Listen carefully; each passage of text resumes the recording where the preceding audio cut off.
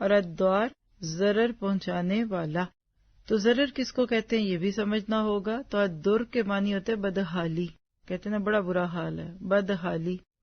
خواہ اس کا تعلق انسان کے نفس سے ہو، مثلا علم، فضل اور عفت کی کمی، یعنی اگر آپ علمی طور پہ کسی کو کمزور دیکھیں تو وہ بدحال ہے، یہ الگ بات ہے کہ ہمیں نہیں لگتا. پھر طرف فضل، فضیلت، اس کے کسی بھی دوسرے سے کمپیئر کریں تو اوپر ہونے کی بات کر لیں، الگ، ایکسٹرا. اور عفت کہتے ہیں پاک دامنی کو، عفاف، اف کے لفظ سے اصل میں. تو کیا پتہ چلا کہ اگر یہ تین چیزیں نہ ہوں تو یہ انسان کا کون سا برا حال ہے؟ انسان کی عقل اور انسان کے ذہن کی بدحالی ہے. ٹھیک ہے، خواہ بدن سے ہو، جیسے کسی عضو کا ناقص ہونا، مثلا جسم میں کوئی کمی ہے، ایک ہاتھ کی انگلیاں نہیں ہیں، پاؤں ٹیڑھے ہیں، ٹانگ چھوٹی بڑی ہے، آنکھ میں کچھ عیب ہے، تو اس کے لیے بھی ضرر کا لفظ ہے. اسی طرح قلت مال اور جاہ کے سبب ظاہری حالت کا برا ہونا، جب مال نہیں ہوگا، کھائے گا نہیں، گھر نہیں ہوگا، ہوم لیس ہو جائے گا، سردیوں میں ٹھٹھرتا رہے گا لیکن موٹے کپڑے نہیں ہوں گے.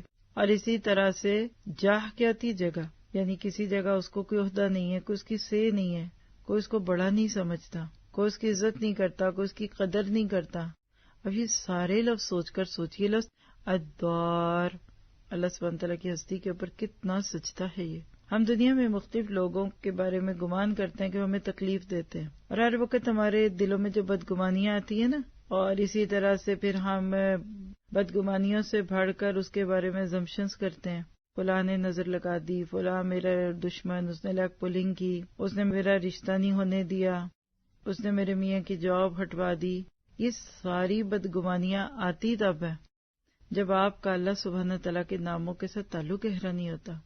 اللہ تو کہتا ہے کہ میرے سوا کوئی ہے نہیں جو نفع دے اور میرے سوا کوئی ہے نہیں جو نقصان دے. پیچھے آپ پڑھ چکے نا، اللہم لا مانی لما آتیت ولا معطی لما منعت. اگر دیکھا جائے نا تو المانے سے الدور ہے، اسی کا ہم مانی ہے، اور اسی طرح سے معطی سے النافع ہے، وہ عطا کرنے والے تھا، یہ نفع دینے والا ہے. تو کسی بھی قسم کی کمی کو ضرر کہتے ہیں. قرآن پاک میں یہ مختلف طرح سے آتا ہے، کبھی جنگیں مراد ہے، کبھی بھوک مراد ہے، کبھی اور کوئی ظاہری چیزوں کی کمی بیشی کی وجہ سے یہ لفظ استعمال ہوتا ہے. اللهم بلغنا رمضان، اللهم بلغنا رمضان.